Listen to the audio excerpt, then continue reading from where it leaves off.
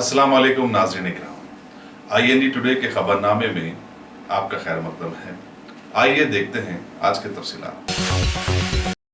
साल 2019 का कल शहर हैदराबाद में काफ़ी जोश व खरोश के साथ इस्तकबाल किया गया। सड़कों पर कई नौजवानों को रक्स करते हुए और एक दूसरे को मुबारकबाद देते हुए देखा गया। तारीखी चार मीनार और नेकलेस रोड पर निफ शब से पहले ही हज़ारों नौजवान जमा हो गए थे और ठीक 12 बजे के बाद फरते मसरत से झूम उठे। कई इलाकों में पटाखे भी छोड़े गए। कमिश्नर पुलिस अंजनी कुमार ने चार मीनार पहुंचकर नौजवानों को साल नौ की मुबारकबाद दी। उन्होंने नेकलेस रोड पर एक केक भी काटा। इस मौके पर पुलिस के आलादार भी मौजूद थे।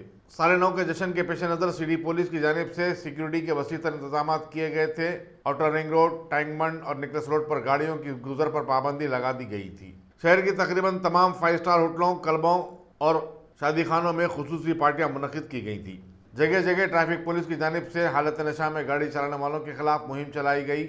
मुस्लिम इलाकों में बेकरियों में साल नौ के केक का ज़बरदस्त बिजनेस देखा गया। और गुज़श्ता चंद बरसों से मुस्लिम नौजवानों में साल नौ के मौके पर केक काटने के रुझान में मुसलसल इजाफा होता जा रहा है। चीफ मिनिस्टर तेलंगाना के चंद्रशेखर राव ने आज जिले भोपालपल्ली में मेडीगड्डा बैरेज के काम का मुआयना किया, जो कि कालेश्वरम प्रोजेक्ट का हिस्सा है। चीफ मिनिस्टर ने इंजीनियरों को हिदायत दी कि वो तामीर का काम मार्च तक मुकम्मल कर लें। इस मौके पर आपाशी के आलादारों के अलावा chief secretary SK Joshi, director general police M Mahender Reddy और दूसरे भी मौजूद थे। खबरसिंह हेलीकॉप्टर्स के जरिए चीफ मिनिस्टर की आमद पर भोपालपल्ली में पुरतपाक इस्तकबाल किया गया।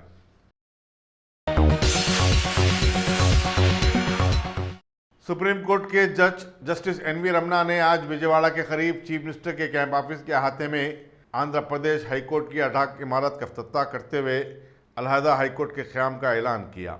हाईकोर्ट की आरज़ी इमारत इस माह के अख्ताम तक मुकम्मल हो जाएगी, जबकि अदालत की एक मुस्तकिल इमारत की तामीर का काम अंदरून 3 माह मुकम्मल हो जाएगा।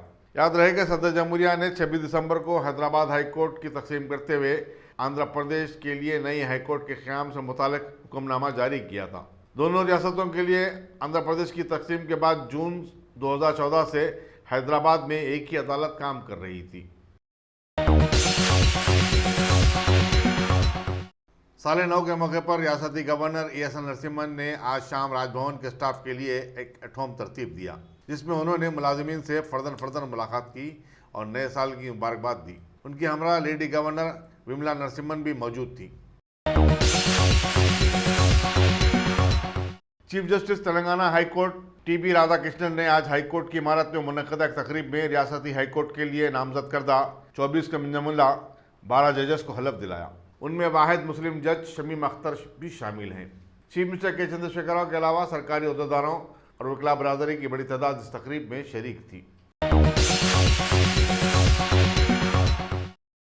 Top selection computers. अगर आप टेक्नोलॉजी के दौर में रहते हुए टेक्नोलॉजी से दूर हैं तो सोचिए मत, आइए एक बार खिदमत का मौका दीजिए। हमारे यहाँ branded computers Dell, HP, Lenovo, laptop accessories उम्दा क्वालिटी निहायत ही वाजबी दाम पर दस्तयाब है। स्कूल, कॉलेज, कॉर्पोरेट, ऑफिस वगैरह में बल्क क्वांटिटी में सप्लाई की जाती है। इसके साथ साथ हमारे यहाँ माहिर टेक्नीशियंस की निगरानी में रिपेयर की सहूलत भी मौजूद है। अगर आप अपने घर, दुकान, सोसाइटी, स्कूल वगैरह को सेफ और क्राइम फ्री बनाना चाहते हो तो इंस्टॉल कीजिए CCTV कैमरा जो HD क्लियरिटी के साथ दस्तयाब है। गुज़िश्ता 10 साल से मुल्क भर में अपनी इन तमाम खिदमात को जारी रखते हुए आपके एतमाद को बरकरार रखने वाला नाम top selection computers, Vijayanagar colony beside Riyan hotel Hyderabad.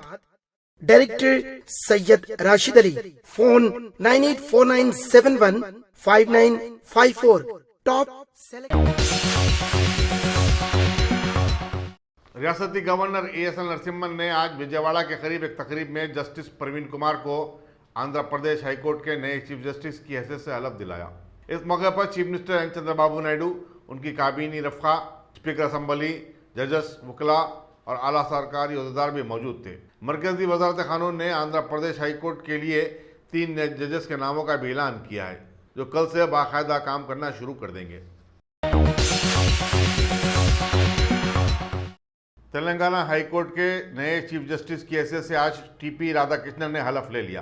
Raj Bhavan में मुनक्किदा एक पुरस्कार तकरीब में गवर्नर ESL नरसिम्हन ने उन्हें ओहदे और राजदारी का हलफ दिलवाया। इस मौके पर चीफ मिनिस्टर के चंद्रशेखर राव, वजीर दाखिला Mohammed Mahmood Ali, chief secretary SK Joshi, DGP Mahendra Reddy, commissioner police Anjani Kumar के अलावा हाईकोर्ट के लिए मुकर्रर करदा नए जजेस, वकला, अरकान पार्लियामेंट, असम्बली व कौंसिल और दूसरे मौजूद थे। हैदराबाद हाईकोर्ट की तकसीम के बाद उसे अब तेलंगाना हाईकोर्ट का नाम दिया गया है।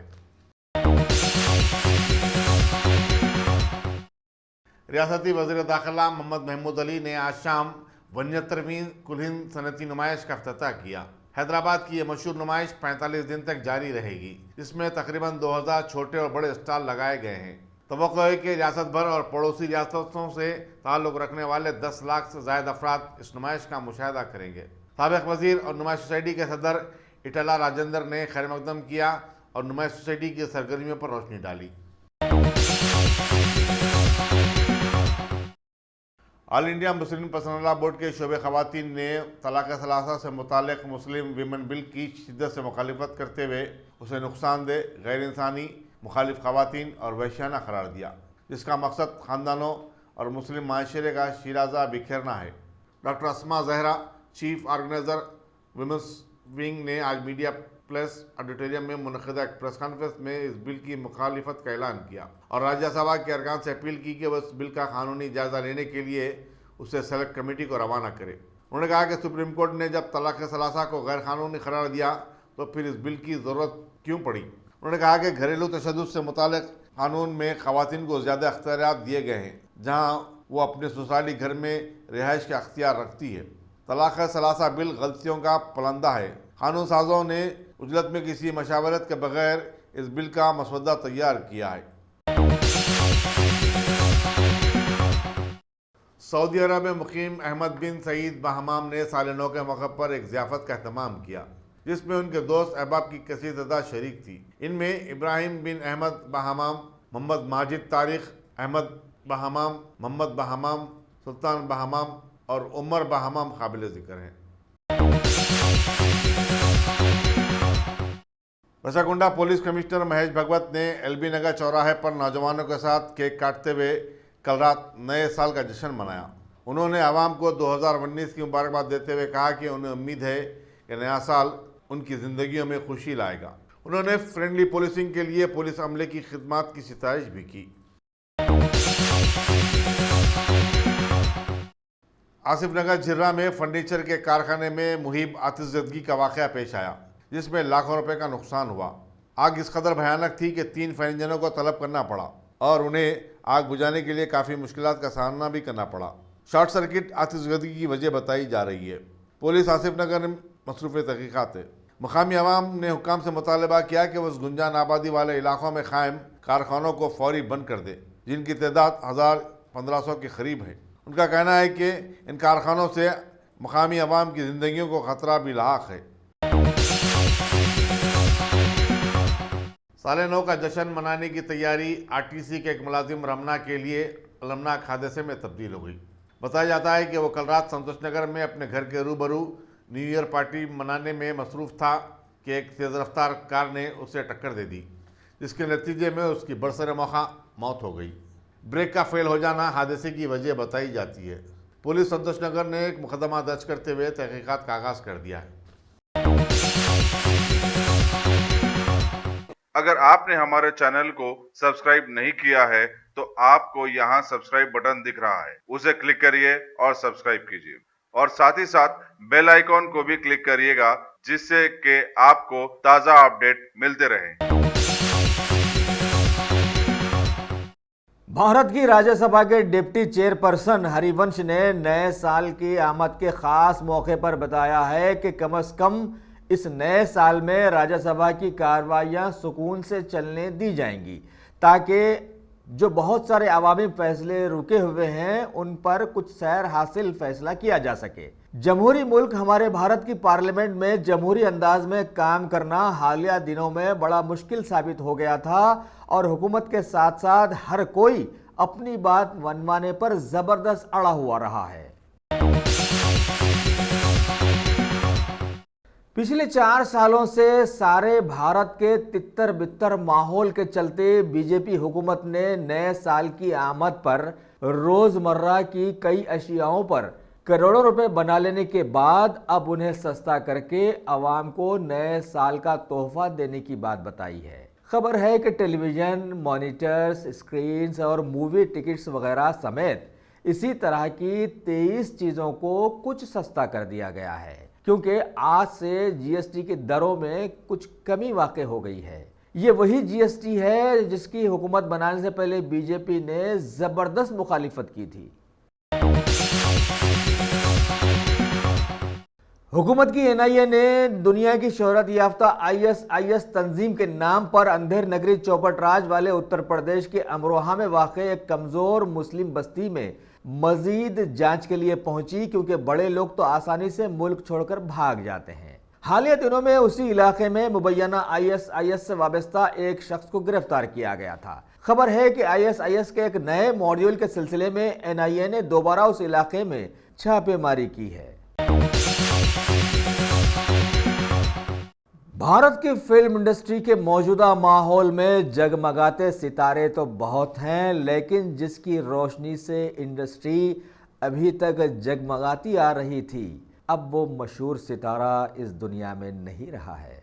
जी हाँ, मशहूर डायलॉग राइटर और अदाकार कादर खान अब इस दुनिया में नहीं रहे हैं। वो अरसे दराज से अपनी बीमारियों से जूझ रहे थे और कनाडा के एक अस्पताल में उन्होंने आखिरी सांस ले ही ली है। 1937 में अफगानिस्तान के काबुल में पैदा होने वाले कादर भाई ने भारत की 300 से ज़ायद फिल्मों में अपने ज़बरदस्त डायलॉग और अदाकारी से लोगों को ज़बरदस्त हंसाते रहे।